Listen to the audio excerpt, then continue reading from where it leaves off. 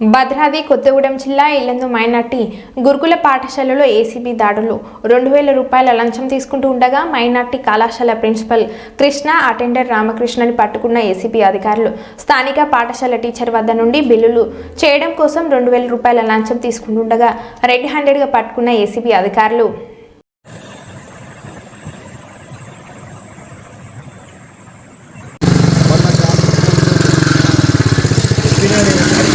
ఇప్పుడు ఎట్లా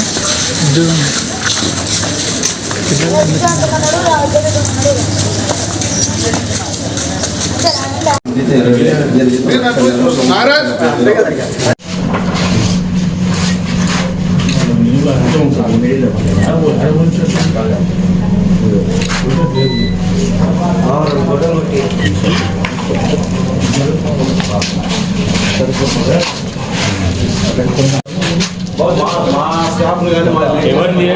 కానీ